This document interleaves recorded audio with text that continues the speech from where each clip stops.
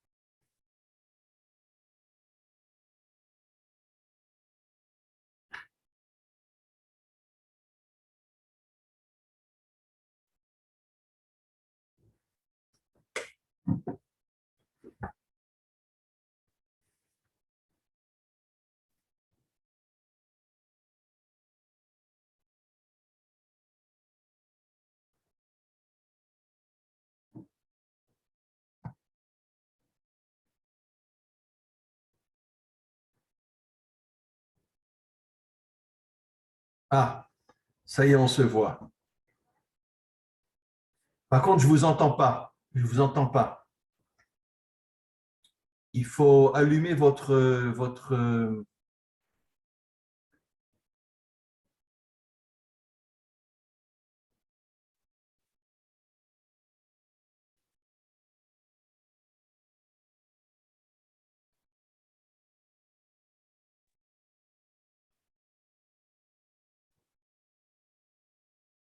C'est bon? Ça y est, parlez. Bonsoir. Voilà, je vous entends. Essayez de relever un petit peu la caméra, qu'on vous voit un peu plus. Voilà. Par contre, je vais vous demander, moi, si c'est possible de ne pas montrer mon visage, parce que comme j'ai apostasié, vous savez, j'ai beaucoup de menaces. J'ai reçu des menaces, beaucoup d'histoires, donc je préfère pas autant montrer trop mon visage. Ah, pourquoi? Parce que vous faites un cours avec moi, vous avez été menacé? Non, rien à voir. C'est parce que j'ai apostasié de l'islam et j'ai eu beaucoup de problèmes suite à ça. Je comprends. Alors, vous voulez enlever la caméra? Si possible, oui. Attendez, je vois. Arrêtez la vidéo. Et parlez. Oui. Voilà.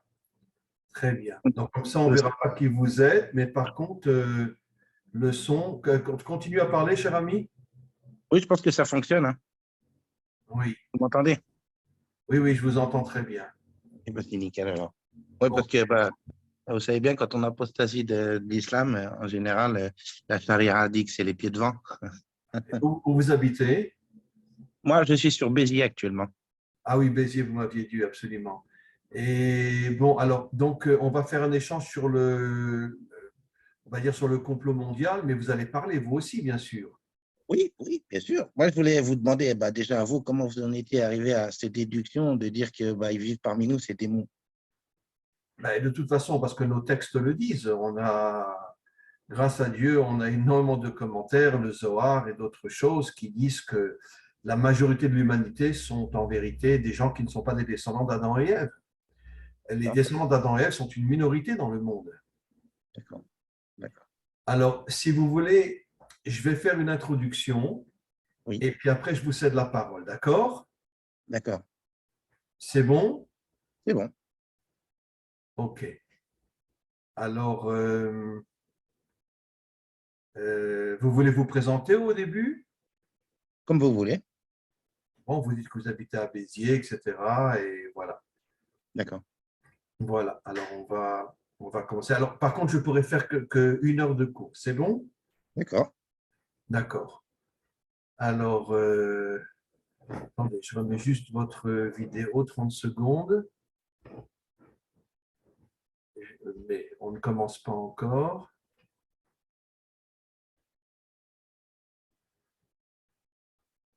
Oui, non, parce que ça me fait plaisir de vous voir.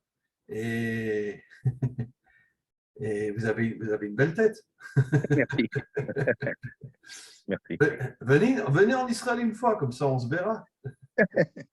Pourquoi pas? Ah oui, pourquoi pas. Plaisir. Ah ben, bien sûr. Vous savez, le nombre de...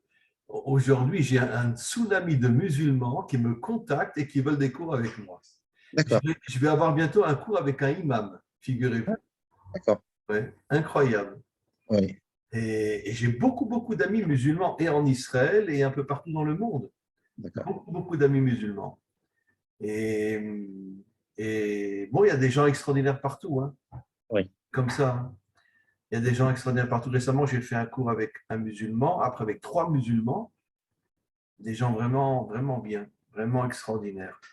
D'accord.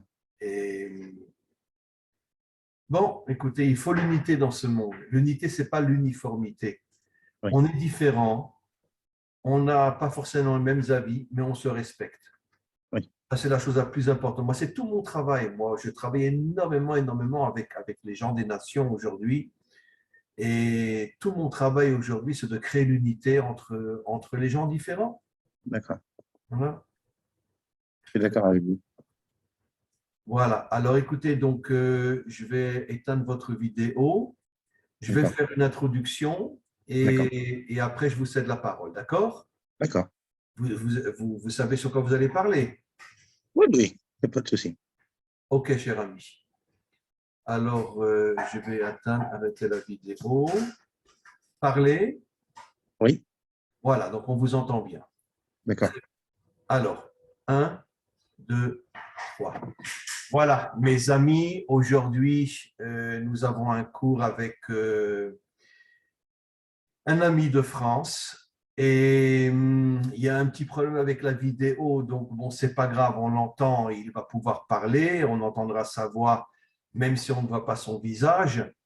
Et je voudrais faire une introduction pour expliquer de quoi on va parler aujourd'hui. On voudrait parler un petit peu sur le complot mondial qu'il y a dans le monde au niveau des dirigeants et surtout au niveau des forces obscures qui se cachent derrière les dirigeants.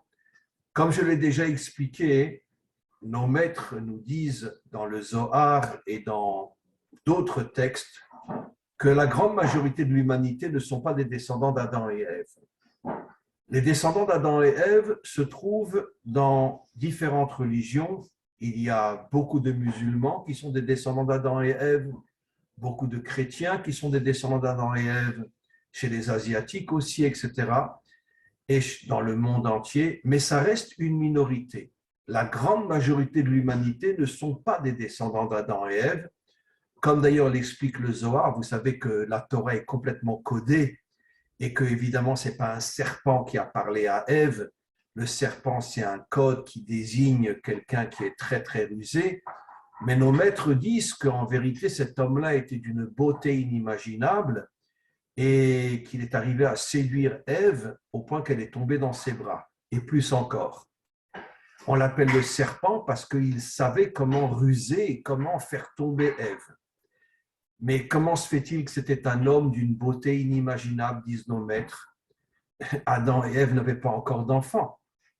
Donc forcément, c'était une créature qui n'avait rien à voir avec Adam et Ève. Et nos maîtres expliquent qu'en vérité, 80% de l'humanité ne sont pas des descendants d'Adam et Ève, et d'où nous l'apprenons. J'ai déjà expliqué souvent dans mes cours que Israël est d'une certaine manière le microcosme de l'humanité tout entière. C'est-à-dire qu'en vérité, Israël n'a pas été choisi pour être un peuple en soi, mais Israël a été choisi pour représenter l'humanité tout entière. C'est pour ça que dans mon travail aujourd'hui, je fais tout pour créer l'unité avec des musulmans, avec des chrétiens, avec quantité de personnes en Afrique et partout ailleurs, pour justement essayer de reconstituer l'unité à l'intérieur du monde. Mais ça reste une minorité.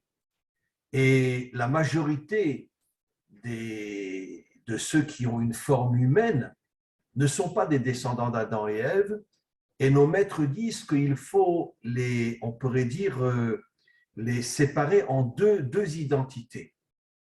Nos maîtres expliquent que, par exemple, il y a énormément de démons qui sont descendus dans ce monde et qui ont pris une forme humaine et qui sont de grands criminels. L'un des plus grands exemples, Hitler, tous les dirigeants des camps de concentration, etc. Et dans l'histoire aussi, il y a eu énormément de criminels qui sont en vérité des démons qui ont pris des formes humaines.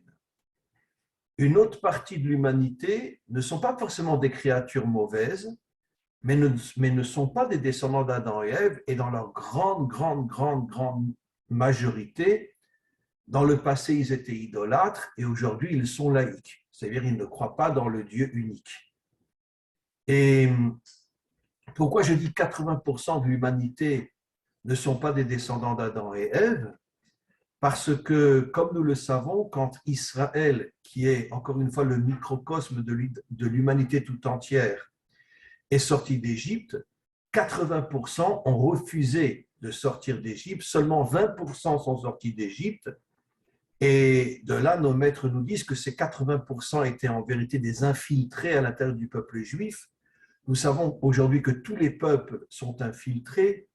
Israël fait partie des peuples peut-être les plus infiltrés, mais l'islam aussi est infiltré, les chrétiens sont infiltrés, et ce sont des créatures qui ne sont absolument pas des créatures adamiques, des descendants d'Adam et Ève, et dont tout leur projet est de détruire les peuples de l'intérieur. D'ailleurs, à l'époque où la Torah a été donnée, Dieu l'a proposé aussi aux 70 nations adamiques. Malheureusement, leurs dirigeants ont tout fait pour empêcher les peuples de recevoir la Torah. Et puis après, les 70 nations adamiques ont complètement disparu. On ne sait pas où elles sont aujourd'hui. Et on nous dit que c'est le Messie qui arrivera à reconstituer les 70 nations. Et il y aurait une unité inimaginable entre Israël et les 70 nations qui seront à la fois chrétiennes, à la fois musulmanes, etc. Et j'avoue que moi-même, j'ai énormément d'amis musulmans qui sont des gens extraordinaires, avec lesquels je fais même des cours, je fais des zooms, ici en Israël, un peu partout en France et dans d'autres pays. Et ce qui prouve qu'il y a des gens extraordinaires partout. Malheureusement, c'est une minorité.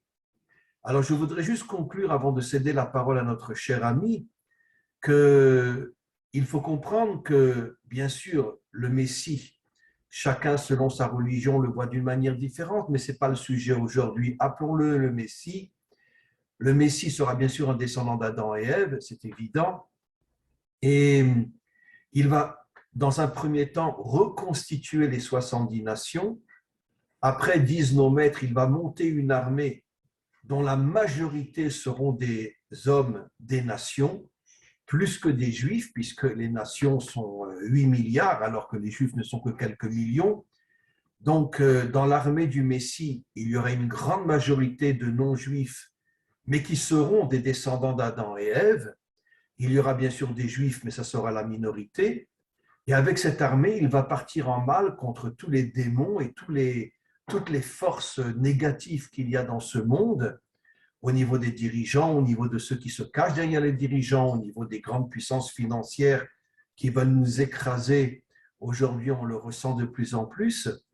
Et cette guerre durera un certain temps jusqu'à ce que le Messie, avec son armée, arrivera à détruire tout le mal qu'il y a dans le monde. Et à ce moment-là, il reconstituera les 70 nations et il créera l'unité à l'intérieur des peuples, pas seulement à l'intérieur des peuples adamiques, mais aussi, une fois qu'il aura détruit tous les démons de ce monde, qui dans la grande majorité sont nos dirigeants, Ici en Israël aussi, il n'y a pas de différence entre Israël et les autres nations. Tous les dirigeants, dans leur grande majorité, sont des démons qui veulent écraser les peuples de manière à nous transformer en moutons ou en esclaves à leur service, au service des grandes puissances. Et quand le Messie arrivera donc à détruire tous les démons de ce monde, il restera encore énormément de créatures qui ne sont pas des descendants d'Adam et Ève, mais le Messie arrivera, comme ce ne sont pas forcément des gens méchants, ce ne sont pas des démons, il arrivera à les ramener vers Dieu et l'humanité tout entière se reconstruira dans l'unité. Ce que j'appelle l'unité, c'est le respect de la différence. Évidemment, les peuples ne seront pas tous pareils. Les musulmans seront musulmans, les chrétiens resteront chrétiens, bien que le Messie va nettoyer toutes les religions, y compris la religion juive qui est très, très abîmée aujourd'hui. Et donc, toutes les religions vont être nettoyées de toutes les scories qui sont en elles. Et après, il y aura l'unité dans le monde, c'est-à-dire le respect de la différence, ce qui est la chose la plus importante. D'ailleurs, comme dans le couple, vous savez que dans la Torah, la femme s'appelle Ezer Kenegdo, une aide contre lui, contre le mari. Comment se fait-il que la Torah désigne la femme étant contre son mari? Pour bien nous faire comprendre que chaque être humain a sa propre indépendance, chaque être humain a son propre regard, a sa propre vision des choses et n'est pas forcément la boniche de son mari. Malheureusement, pendant des millénaires, les hommes ont écrasé les femmes. Aujourd'hui, ça ne se fait plus parce que, en tout cas dans le monde moderne, la femme a retrouvé son indépendance. Mais depuis 4000 ans, quand la Torah nous a été donnée, la femme est appelée Ezer Kenegdo. Ça veut dire, elle est à mes côtés, mais d'un autre côté, elle n'est pas forcément d'accord avec moi. Et le couple est le microcosme de l'humanité tout entière. Ça veut dire que les peuples ne seront pas forcément identiques, uniformes. Il y aura des différences énormes entre les peuples et Israël aussi, mais il y aura un respect énorme.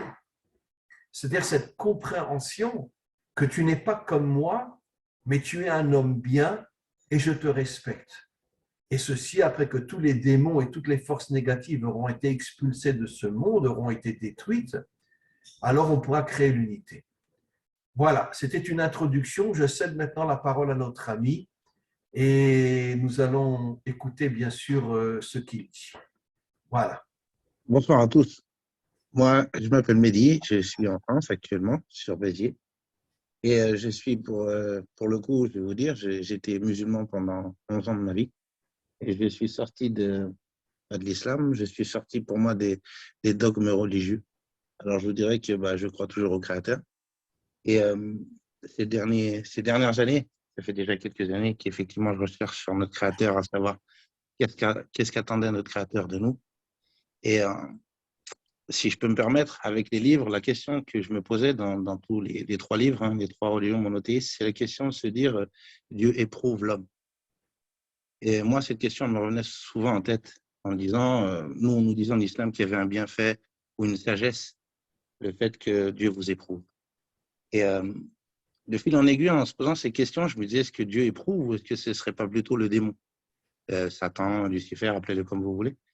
Parce que moi, j'ai vécu personnellement ma mère qui s'est fait exorciser, je l'ai vu devant mes yeux, j'avais 11 ans, donc je me suis dit, effectivement, ces forces-là existent, elles ne se sont pas créées, forcément, quelqu'un les a créées, j'avais 11 ans, je pensais comme ça. Et pour moi, j'ai eu la preuve donc, que ces choses-là existent.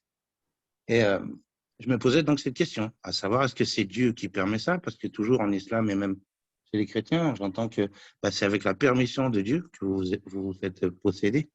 Et de nouveau, je me posais cette question. Et un jour, je tombe sur une vidéo d'un prêtre orthodoxe en Russie qui, lui, disait que c'était blasphémateur de dire que Dieu éprouvait l'homme, que c'était plutôt le démon. En plus, de surcroît, il était prêtre exorciseur. Et en rigolant, il dit comme ça, j'ai l'habitude de m'affronter au démon tous les jours. Donc, si je peux me permettre de dire que le démon éprouve l'homme et Dieu fait du bien à l'homme.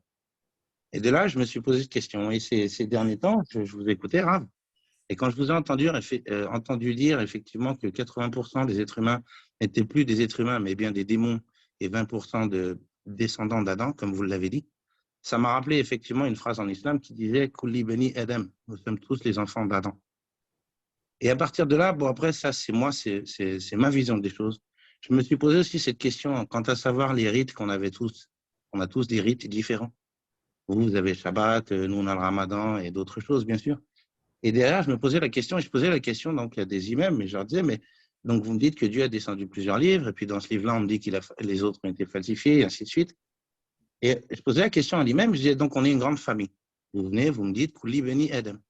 Bon, alors là, j'avais donné à cet imam ce jour-là l'exemple d'une famille, donc comme on me disait, 3 enfants. Je lui dis, en admettant que j'ai 3 enfants, et qu'à ces 3 enfants, donc à un, je vais lui donner la Torah, à l'autre, je vais lui donner la Bible, et puis à l'autre, je vais lui donner le Coran. Et à un moment donné, en tant qu'enfant, il serait normal que le petit, le jour de Shabbat, me dise, mais pourquoi papa, lui, il a le droit à la tablette, il a du Wi-Fi, et moi non. Et vice-versa, pour celui qui va faire le Ramadan, il me dira, papa, pourquoi lui, il mange pas, lui, il mange, et moi, je mange pas. Et j'ai vu qu'il n'y avait pas trop de réponses cohérentes. Et pour moi, ce qui me turlupinait, c'est ça. C'est ce mot, enfin, cette phrase, Kouli Beni Adam. Nous sommes une famille. Nous sommes les descendants d'Adam. Et moi, je le comprends comme ça. Donc, une famille, on n'a pas à faire de différence, c'est-à-dire que lui, il doit faire ça le samedi et que l'autre, il doit faire ça. Je me disais, c'est quand même étrange parce que dans le Coran, on me disait qu'effectivement, on nous avait donné des rites différents.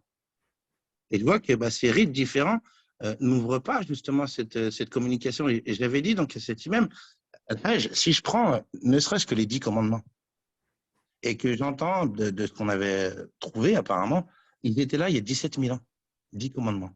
Ils n'ont jamais changé. Et je disais donc à cet imam, je lui dis, moi, j'ai un problème, je suis métisse et je ne comprends pas bien l'arabe. Et du coup, on me disait, oui, tu comprends pas bien le Coran parce que tu ne maîtrises pas l'arabe. Et j'ai une demi-sœur qui s'appelle Virginie. Et je disais donc à cet imam, si je donne à Virginie le Coran, donc elle va nager dans la semoule. Si déjà moi, j'y arrive pas, qui suis entre guillemets métisse, elle va y arriver encore moins.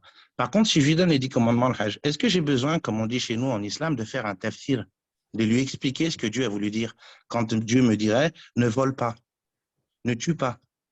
Ces commandements-là, je lui disais à cet imam, entre autres, je lui dis, regardez, si je vais voir un Inuit et que lui, pareil, je lui pose la question, je lui dis, quel est ton Dieu? Il me dira, il ne m'a pas donné son nom.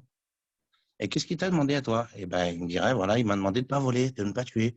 J'ai l'impression qu'effectivement, ça va créer, comme on dit, une entente, quelque chose qui va faire qu'on va s'entendre. Mais si j'arrive en lui disant, mais moi, je fais le Shabbat, et lui, il me dit, bah, moi, je fais le Ramadan. Je vois qu'il y a une dissension, Al-Hajj. Donc, est-ce que c'est une mauvaise stratégie de mon Seigneur ou pas? Je ne crois pas. C'est mon impression. Et après, donc, pour revenir à l'idée de l'épreuve, je me disais, donc, Dieu éprouve l'homme, soi-disant, dans le Coran, on me disait effectivement que c'était un bienfait, que j'en tirais une sagesse, et que c'était pour voir surtout la foi du croyant. Aujourd'hui, je me pose la question, quand je vous entends, vous, Rav, dire, ou alors monsieur Poston Paul, qui explique ces choses-là, vous avez Roche Soccer qui en parle aussi, le père Gilbert, canadien, qui le dit aussi, qu'effectivement, ces démons, ils sont parmi nous. Et là aussi, je me posais la question, à savoir les déluges. Le père Gilbert et plein d'autres disent que les déluges ont été faits par Dieu pour nettoyer ces séraphimes donc, qui sont là parmi nous, à cause des néphilim qui se sont reproduits avec les femmes. Je vous Okay, interromps 30 secondes, cher ami. Sachez que selon notre tradition, ce sont 2 démons qui sont descendus dans ce monde, qui ont pris une forme humaine, qui ont démoli toute la génération du déluge, dans la débauche, dans l'idolâtrie, etc. Et c'est eux, ces démons-là, à forme humaine, qui ont causé la destruction de toute la génération, à part Noé et sa famille. Mais ce sont des démons qui ont tout détruit. Et d'une certaine manière, les démons sont ceux qui dirigent le monde, même s'ils ont une forme humaine, et qui n'ont strictement rien à voir avec un être humain authentique. d'accord. Je le comprends tout à fait comme vous. Maintenant, moi, je me suis posé cette question. Puisqu'ils vivent parmi nous, comment on pourrait les reconnaître? Comment savoir tout ça? Au début, je me disais, c'est peut-être moi qui suis fou, mais j'entends, comme je vous disais, les noms que je vous ai cités auparavant. Ces gens-là, on m'a partagé il n'y a pas très longtemps la vidéo de M. Hugo Chavez, paix à son âme, qui disait la même chose, qu'ils étaient des démons sous format humain. Là, je me suis dit, donc, je ne suis pas si fou. Il y a un moment donné, on veut me faire croire que ces choses-là n'existent pas, comme ces films hollywoodiens où on me dit, oh, mais c'est Hollywood, hein, tout ça, faut balayer ça d'un revers de manche. Saint Thomas d'Aquin qui disait que la plus grande ruse du diable, c'est de faire croire à l'être humain qui n'existe pas. Et à un moment donné, je me dis, oui, effectivement, on en est là. On est dans un monde où je voyais le mal partout, malgré que, effectivement, Ben, il y a encore les 3 religions monothéistes. Et là, pour le coup, de nouveau, je me suis posé la question.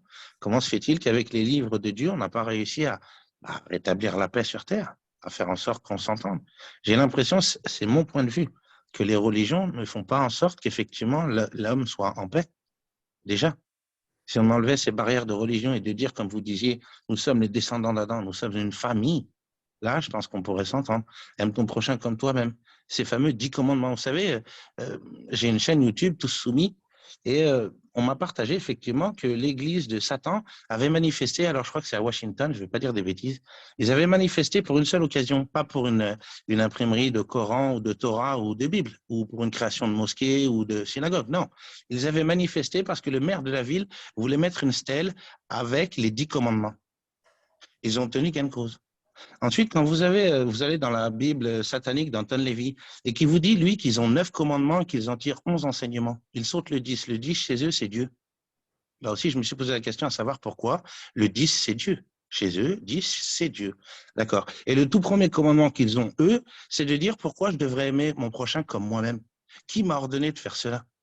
Et derrière, ils vous disent le genre la fornication, des choses comme ça, alors que dans les 10 commandements, on me les énumère, ces choses à ne pas faire.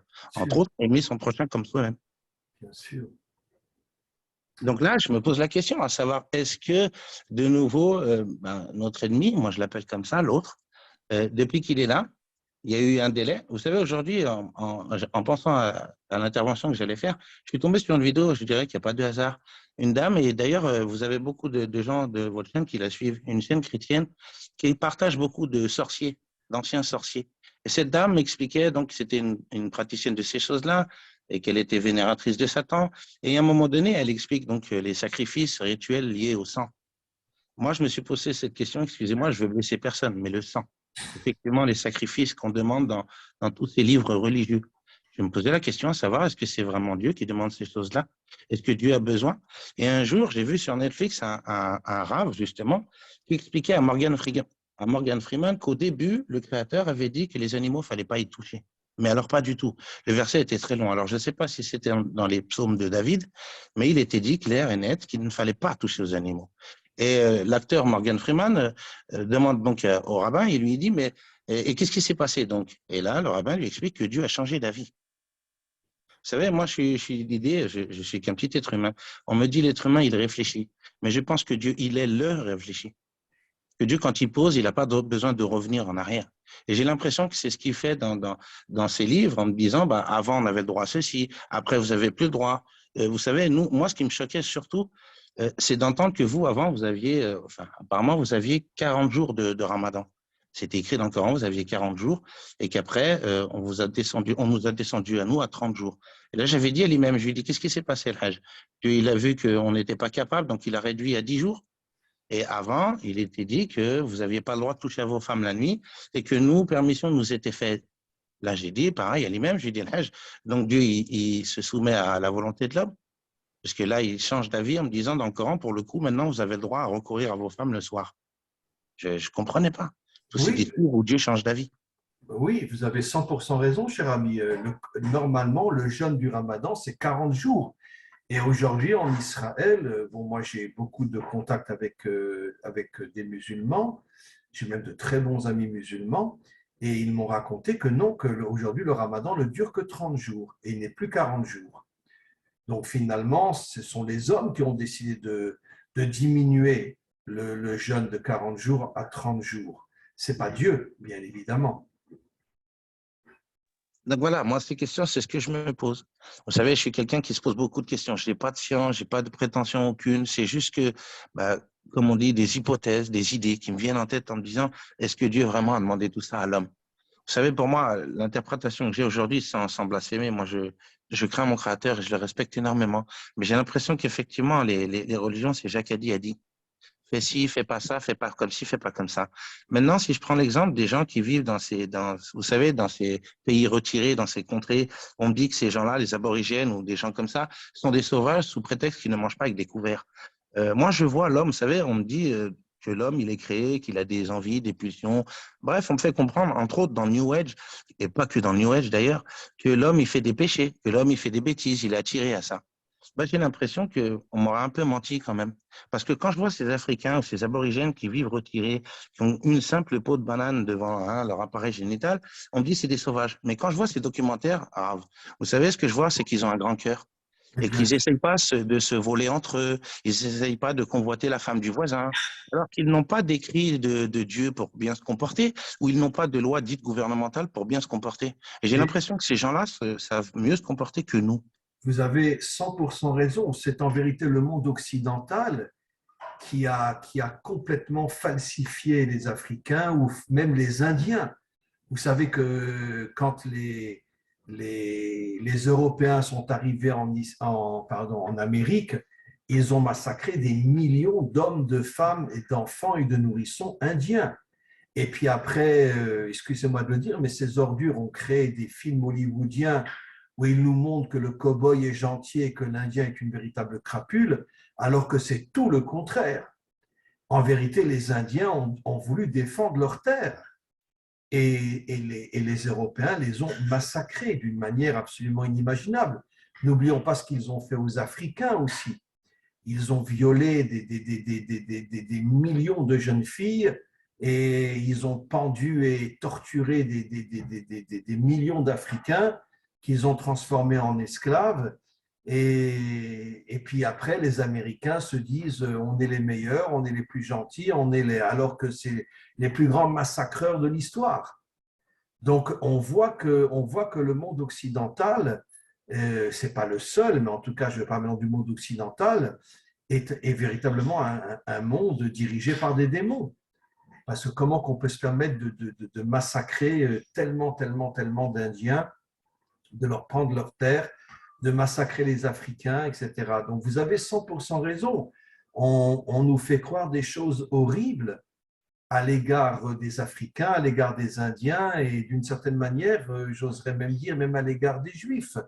Les Juifs ont tué Jésus. Jusqu'à aujourd'hui, 99% des chrétiens croient que ce sont les Juifs qui ont tué Jésus, alors que tout le monde sait que la crucifixion est un supplice romain. Et les Romains ont crucifié des millions d'hommes, de femmes et d'enfants dans tous les pays. Et pour nous, Jésus était un juif pratiquant qui faisait Shabbat, qui mangeait kasher, qui avait des élèves juifs pendant plus de 100 ans, etc. Et ce sont les Romains qui ont complètement falsifié l'empereur Constantin, qui est devenu le premier chrétien européen. Et c'est eux qui ont complètement falsifié l'histoire de Jésus et qui ont fait croire que les Juifs avaient tué Jésus, alors que dans nos textes, tout le contraire est dit. Jésus était l'élève d'un des plus grands maîtres d'Israël. Et c'était un homme bien. Si je peux me permettre, Rav, Oui. on est tombé sur la lettre, vous savez, j'invite les gens à aller regarder, la lettre de Pierre le Vénérable, qui écrit au roi de France pour la deuxième croisade. Il y a déjà eu une croisade, ils entament la deuxième. Et il lui écrit une lettre en disant qu'il est désolé, il ne peut pas y assister de sa personne. Et il dit comme ça, Rav, alors attention, je veux pas choquer personne, mais allez regarder, vous verrez cette lettre, je ne l'ai pas inventée, j'ai rien écrit moi. Donc ce mec-là, Pierre le Vénérable, il écrit l'abbé Cluny, c'est son surnom, l'abbé Cluny pour ceux qui iraient rechercher.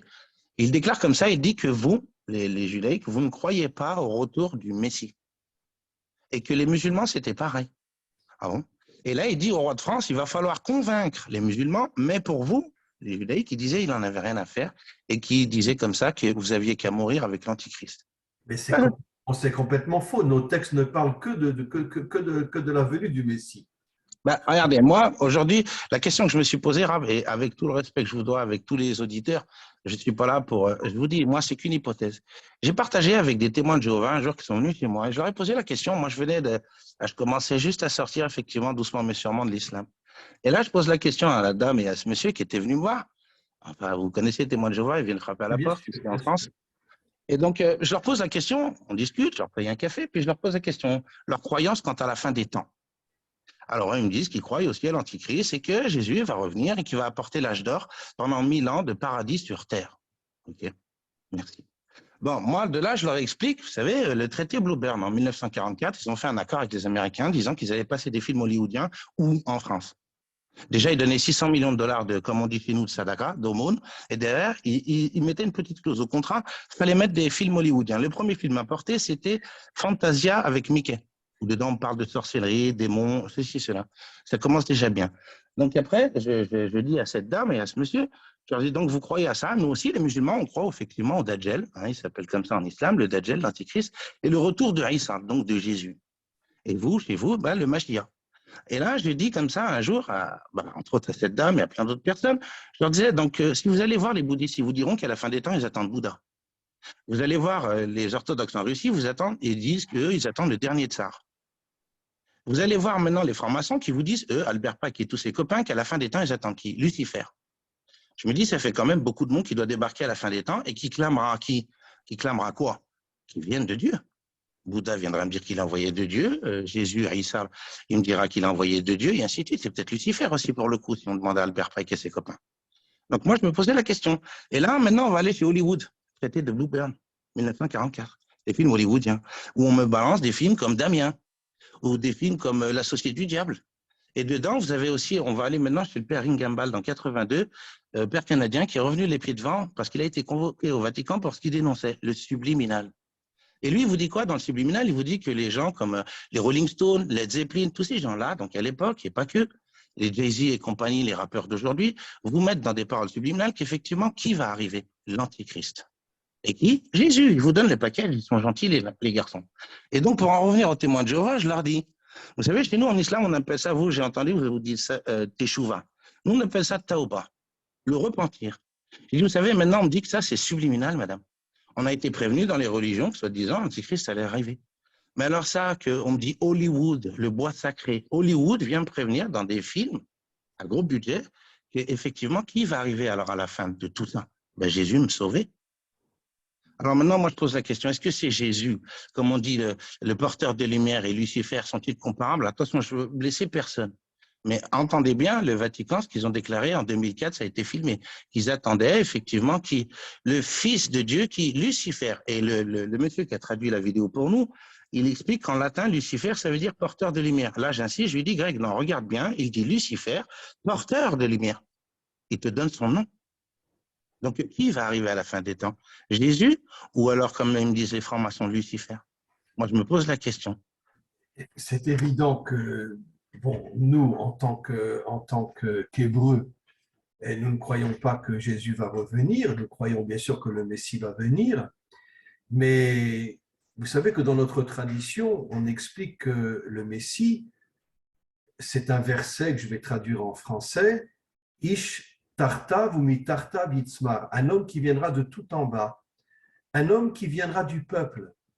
Ça ne sera pas quelqu'un qui vient de tout en haut, le Fils de Dieu, ou chez nous, ce qu'on pourrait appeler un juste ou un grand rabbin, etc. Non, nos maîtres nous disent que le Messie est quelqu'un qui va pousser comme une plante à partir de tout en bas et qui va après monter, monter, monter. Et nos maîtres disent, mais pourquoi il va venir d'en bas? Parce qu'il veut sauver les peuples. Tout son travail, c'est justement, donc ça sera un homme d'une humilité, d'une simplicité, d'une authenticité inimaginable, un homme qui va venir de tout en bas. C'est pour ça que il y a effectivement beaucoup de Juifs aujourd'hui qui croient que le Messie, ça sera un grand rabbi, un grand juste, un grand ci, un grand ça. Et bon, c'est vrai dans toutes les religions, la religion chrétienne, le Fils de Dieu, etc. Je sais que dans l'islam aussi, il y a certains qui disent que ça sera aussi quelqu'un qui sera très, très grand. Mais nos textes disent tout le contraire. C'est quelqu'un qui va pousser à partir du bas et qui va s'élever et dont tout le travail et toute la mission sera de libérer les peuples de l'esclavage commis par tous les démons qui veulent nous transformer en esclaves ou qui veulent nous transformer en moutons.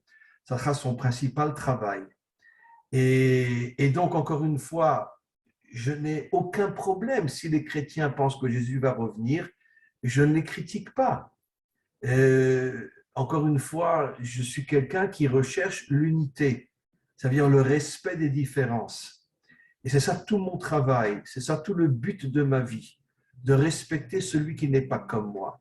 Mais on verra bien quand le Messie va venir, qui sera-t-il? Est-ce que ce sera un juif? Est-ce que ce sera un chrétien? Est-ce que ce sera un musulman ou un hindou, un asiatique? On verra. Pourquoi commencer à faire des projets, commencer à dire des choses qui de toute façon ne sont pas forcément justes? Quand il viendra, on verra de quoi il s'agit.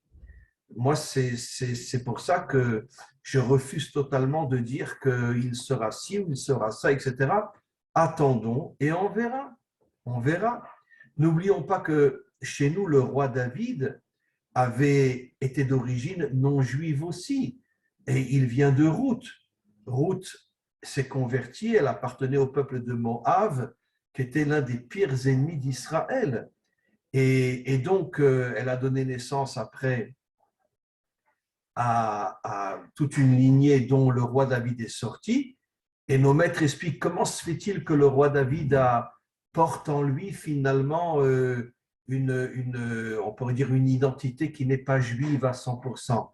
Et nos maîtres nous disent parce que le but du Messie est de sauver l'humanité tout entière. Donc il doit porter en lui finalement une partie de toutes les nations, une partie de tous les peuples. Et, et, bon, je sais que ce que je vais dire ne sera pas forcément accepté par de nombreux rabbinim, mais je suis persuadé que le Messie aura un grand respect pour l'islam, un grand respect pour la chrétienté et un grand respect aussi pour les Asiatiques, pour les Hindous, pour les Africains. Il portera en lui l'humanité tout entière. Et donc, ça sera difficile de dire il est juif, il est chrétien, il est musulman. Ça sera un homme universel qui portera en lui toutes les dimensions de ce monde dans le but de créer l'unité entre toutes les différences qu'il y a dans ce monde. Qu'est-ce que vous en pensez, cher ami?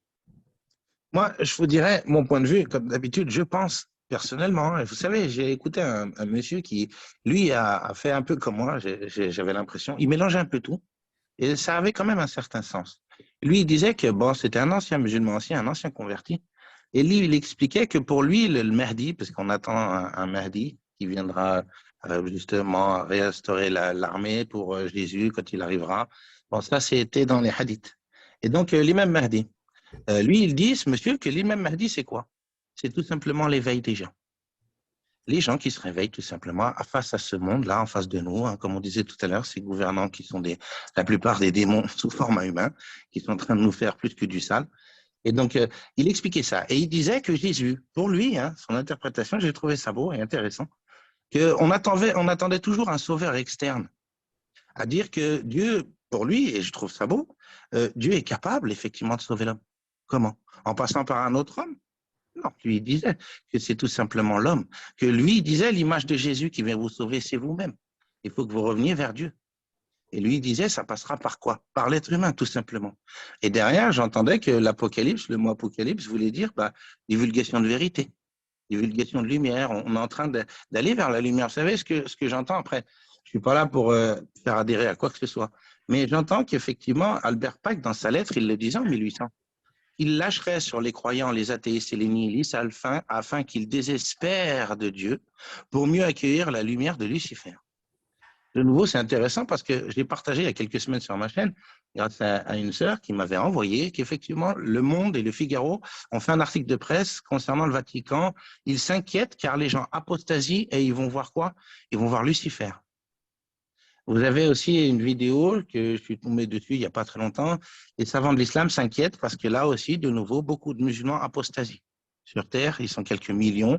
Pour ceux qui veulent se renseigner, vous verrez que beaucoup de gens apostasient des religions. Et pour le coup, c'est intéressant parce qu'Albert Pike l'énonçait, c'est en 1800. J'ai l'impression que sa lettre, elle était limite prophétique. Lui disait que les gens allaient désespérer de Dieu. Et j'entends, Rav, avec tout le respect pour tous les auditeurs, moi, je désespérais effectivement d'un Dieu qui m'annonce la couleur dans ses livres, qui va m'éprouver. Chez les chrétiens, c'est la même chose. Chez vous, je ne sais pas trop. Mais chez les chrétiens, ils disent, quand vous avez une épreuve, que les chemins du Seigneur sont impénétrables. Les voies du Seigneur sont impénétrables pour dire, on ne peut pas vous expliquer pourquoi Dieu vous éprouve. Mais nous, en islam, il nous disait, c'est une sagesse et un bienfait au pire. Vous savez Excusez-moi. excusez-moi de vous interrompre, cher ami, mais dans nos commentaires, il est dit que Dieu a créé notre monde sous le signe de la rigueur. La rigueur, ça veut dire toutes les épreuves, toutes les souffrances qu'il y a dans ce monde. Et vous savez ce que nos maîtres nous disent? Ils donnent l'exemple d'un soldat à l'armée. Avant de devenir un véritable combattant, il a des entraînements. Selon le niveau qu'il va atteindre en tant que combattant, les entraînements sont des entraînements extrêmement difficiles.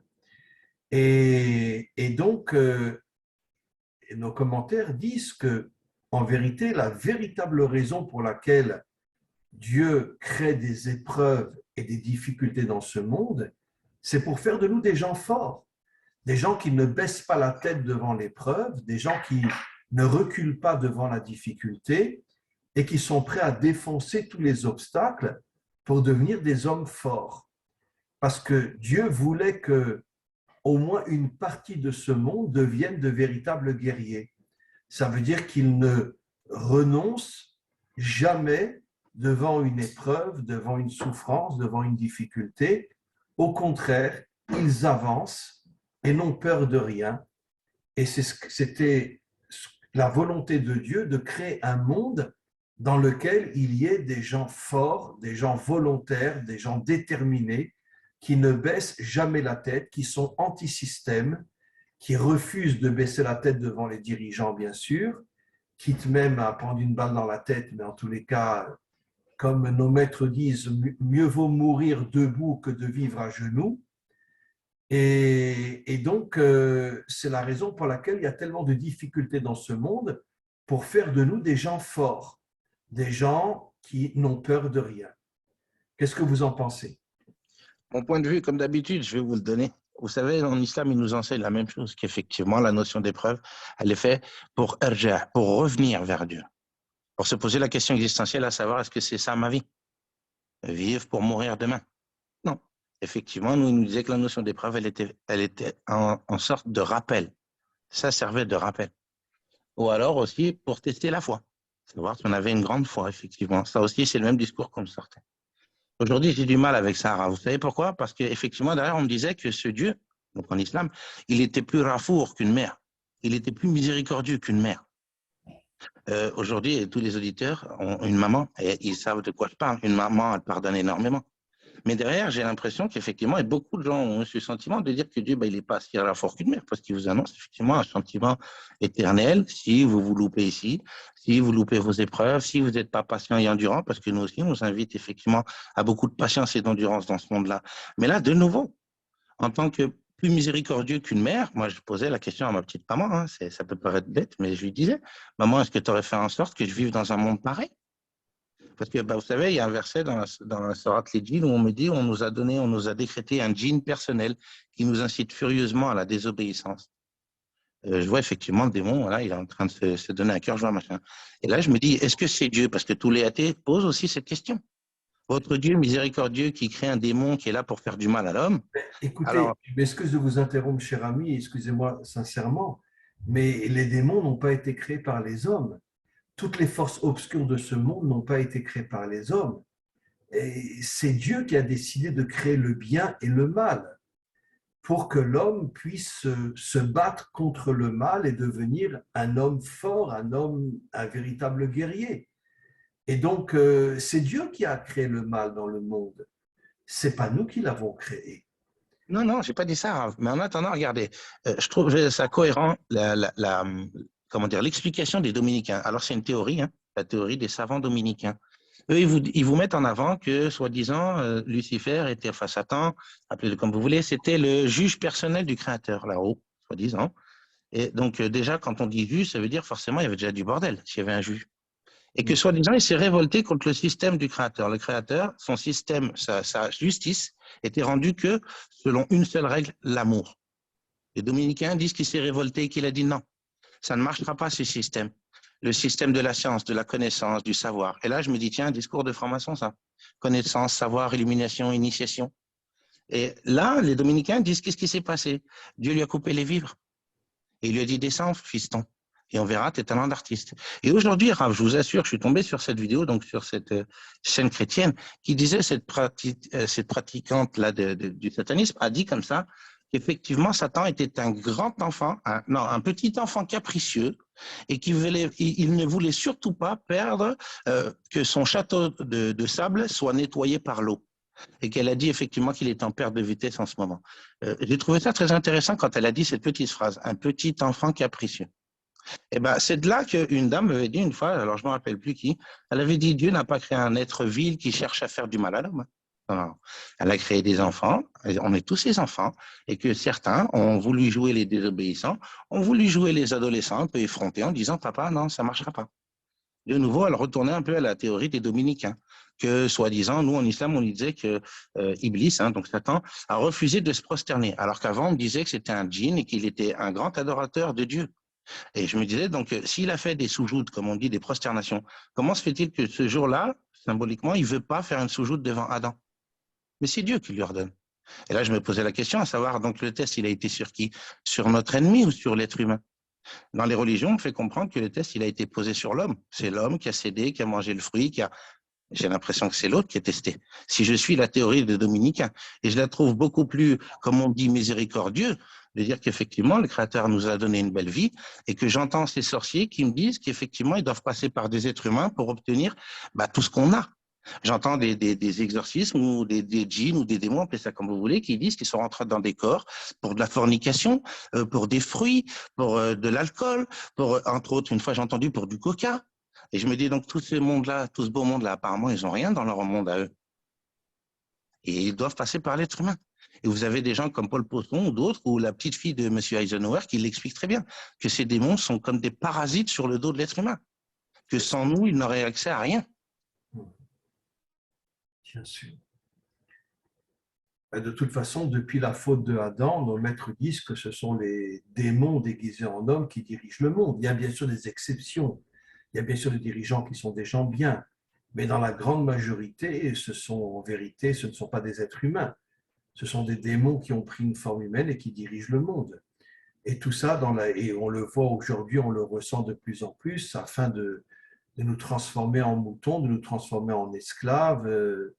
Et voilà, et dans notre génération, on le ressent de plus en plus. Tous les prix augmentent, il y a une volonté d'affaiblir l'homme et finalement de le transformer en esclave au service des grandes puissances démentielles, sataniques, absolument. Moi, je pense, vous savez, Raph, qu'on nous a affaiblis, que génétiquement, ils nous ont affaiblis. Et je ne suis pas le seul à le dire. Vous avez Madame Grosjean qui l'explique différemment avec la naturopathie, qui vous explique que le Créateur, et là, de nouveau, j'ai trouvé ça magnifique. Vous savez, quand on dit qu'effectivement, la maladie, c'est une épreuve, c'est écrit dans le Coran d'ailleurs. On vous éprouvera certes par la maladie, la diminution des biens et la perte des êtres chers. La maladie. Vous savez, j'ai partagé avec des gens qui pratiquaient la sorcellerie depuis que j'ai apostasié. J'ai écouté un peu tout le monde, je vous dirais. Et on m'a témoigné un jour, bon, je ne dirais pas qui, qu'il avait jeté un sort à une autre personne. Et l'autre personne qui était dans le groupe a eu la présence d'esprit de lui dire as-tu des nouvelles de cette personne? Il lui a dit oui, il était à l'hôpital avec une grave maladie. Bon, la maladie, après, on me dit que c'est l'épreuve de Dieu. Entre autres, dans les livres du Coran, c'est écrit, ou dans d'autres, on me dit pareil, que c'est Dieu qui envoie les maladies, c'est une épreuve de Dieu. Un jour, je tombe sur une dame qui avait fait un témoignage de mort imminent. Elle dit comme ça, qu'elle est montée là-haut, elle a vu une lumière, ceci, cela. Et elle redescend, elle dit aux gens, arrêtez de dire que Dieu puisse permettre que votre enfant naisse avec une leucémie. Qui permet des choses comme ça? Dieu? Elle a dit, la dame, non, le démon. Lui, oui. Avec aujourd'hui la technologie, la génétique, avec tout ce qu'on bouffe, les choses comme ça. Moi, je pense qu'effectivement, comme M. Paul Poisson ou d'autres, on a été génétiquement modifié comment? Avec la nourriture. Vous savez, les Chinois disent, vous creusez votre tombe avec vos dents. Et Mme Grosjean vous explique que Dieu avait fait en sorte de nous donner des fruits. Et que si vous regardez le prix des fruits dans les marchés, effectivement, ils atteignent des records. Parce qu'ils savaient très bien les bienfaits des fruits. Donc, cette dame, Mme Grosjean, pour ceux qui veulent aller regarder, et un professeur américain a découvert qu'effectivement, si on ne mangerait que des fruits, nous ne tomberions même pas malades. Donc, Non, à un moment donné, je suis 100% d'accord avec vous, la nourriture aujourd'hui est complètement empoisonnée. Et tout ça dans le but de nous affaiblir ou de nous tuer. Moi, je pense qu'effectivement, ils nous ont génétiquement modifiés, fatigués, je dirais. Quand j'entends, c'était que des hypothèses. Et beaucoup de gens commencent à parler dans ce discours-là qu'avant, on avait des pouvoirs télépathiques, télékinésie, téléportation. On a échangé, on a trouvé des personnes qui témoignent de ça, qui disent qu'effectivement, ça a bel et bien existé. Vous avez le Rav que vous devez connaître, Ravon Shaya, qui en parle.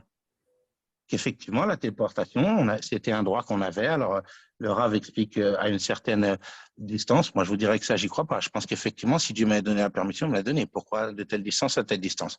Mais j'ai trouvé ça très intéressant quand ce Rav a expliqué ça, parce qu'on se posait cette question, à savoir, Dieu m'a mis dans un monde où il y a des démons qui peuvent me posséder, qui peuvent effectivement me les faire léviter, me jeter contre les murs. Quand on entend ces témoignages d'exorcisme, ça fait froid dans le dos.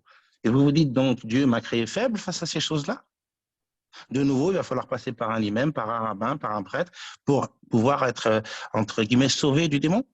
Alors nous, on se posait la question à savoir, est-ce que Dieu vraiment m'a mis dans ce monde-là sans pouvoir ne serait-ce que me protéger?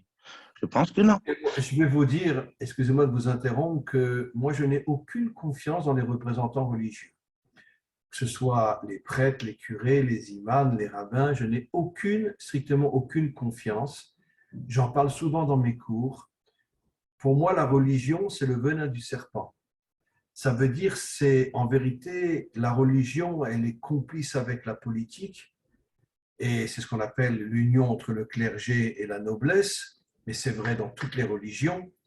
Et tout le but finalement des dirigeants religieux, il y a quelques exceptions partout, mais dans la grande majorité, c'est de nous affaiblir. Ils sont là pour nous affaiblir. Pour moi, la religion, c'est vraiment le venin du serpent, que ce soit la religion juive, musulmane ou chrétienne. Je parle de la religion. Attention, je ne parle pas de la vraie spiritualité qui n'existe qu'au niveau d'une minorité de personnes. Qu'est-ce que c'est la vraie spiritualité? C'est avant tout l'action dans ce monde. Se battre, être un homme courageux, être un homme capable de refuser le système, d'être anti-système. Et c'est ça la vraie spiritualité. Nos maîtres nous expliquent que la spiritualité, c'est l'action dans ce monde et pas vivre dans les nuages, dans les fantasmes de l'idéologie religieuse qui, pour moi, est le venin du serpent. Donc, moi, je vous dis très sincèrement, cher ami, je n'ai aucune confiance, à quelques exceptions près, bien sûr, dans tous les dirigeants religieux, dans toutes les religions. Ils sont tous complices du complot mondial pour nous affaiblir en nous enseignant des choses qui sont complètement fausses et en nous faisant vivre dans l'illusion et le fantasme le plus total. Moi, je vous dirais, hein, regardez, j'ai parlé avec beaucoup de musulmans, ils disent tous qu'effectivement, dans la Sourate 16, c'est un fait scientifique, que Dieu guide les abeilles. Je veux bien y croire, moi. Oui. Alors là, je me pose la question forcément. Derrière, dans la Sourate 55, on me dit que Dieu fait en sorte qu'effectivement les oiseaux ne se cassent pas la figure. Et vous avez un mathématicien qui avait découvert qu'effectivement, normalement, il ne pourrait même pas voler un oiseau. Bon, d'accord. De là, je dis d'accord, je dis OK. Maintenant, je pose la question à tous les croyants du monde qui croient effectivement au livre révélé. Là, je pose la question à savoir, regardez, ce jour-là, je parlais avec un frère musulman et il me dit, ouais, on va aller dans la science. Je lui dis, bah, allons-y gaiement. Et je lui dis, bah, tu sais très bien qu'eux-mêmes ont reconnu que le saumon, il était guidé par quelqu'un. Ils le disent. Bah, ils ne le disent pas ouvertement comme ça, mais ils le font bien comprendre. Comment se fait-il que le saumon, il retrace son parcours sur des milliers de kilomètres, voire des millions, je ne sais pas combien vraiment, et il va là où il a été pondu. Ils disent comme s'il avait un GPS intégré. Donc, il est guidé par quelqu'un, mon grand. OK. Donc, à partir de là, je me dis, Dieu est capable en ce moment de guider des abeilles, de guider des saumons. Mais pour l'être humain, il a besoin de passer par un support, un livre. Et là, je me dis, c'est quand même limitant de dire que Dieu est capable de guider des abeilles, mais des êtres humains, il doit passer par un support. Nous, petits êtres humains, nous sommes capables de créer des avions télécommandés, des drones, des ci, des là, télécommandés. Et Dieu aurait besoin de... Alors moi, aujourd'hui, je me pose la question, vous savez, j'ai découvert, sans rien découvrir, je fais que partager ce que j'entends, cette fameuse glande pinéale qu'ils essayent de nous calcifier. À coups de fluor, dans le dentifrice, dans de l'eau, de partout, ils en foutent ce fluor à la con. Et apparemment, on apprend par les neurochirurgiens que c'est cette glande pinéale qui vous fait effectivement raisonner sur le pourquoi je suis là. Vous avez Vous déjà savez, entendu parler. vous savez, bon, il y a quelque temps, j'étais en France et j'ai vu un film extraordinaire. Je pense que vous pouvez le voir en France. Il s'appelle Goliath. Et je ne sais pas si vous en avez entendu parler, cherchez-le. Et c'est un film qui nous montre qu'effectivement, toutes les grandes firmes pharmaceutiques sont d'une certaine manière les plus grands comploteurs du monde dans les médicaments, dans la nourriture et dans tout. Un film vraiment extraordinaire. Il faut dire que celui qui l'a fait a vraiment un courage inimaginable. Et dans ce film, il démontre qu'en vérité, d'ailleurs, ce n'est pas pour rien que les firmes pharmaceutiques ont l'emblème du serpent. C'est assez extraordinaire. Et il démontre qu'en vérité, que toutes les grandes firmes pharmaceutiques, je ne parle pas des pharmacies, je parle des grandes firmes pharmaceutiques, sont en vérité là pour détruire l'homme et changer son cerveau, changer son ADN et tout ça en mettant des produits de plus en plus toxiques dans la nourriture, dans les médicaments et dans tout pour le transformer en esclave. Et cherchez ce film Goliath, vous verrez, c'est un film extraordinaire en France. Merci, Raoul. Bah, moi, je vous dirais de nouveau, ouais, je suis convaincu qu'il passe par là. Que la connexion entre l'être humain et le Créateur, elle se faisait par ces glandes pinéales. Vous savez, il disait que les anciens étaient des adorateurs du soleil. Là, on découvre effectivement que ces derniers temps, ce qui commence à sortir, c'est que ce n'est pas des adorateurs du soleil.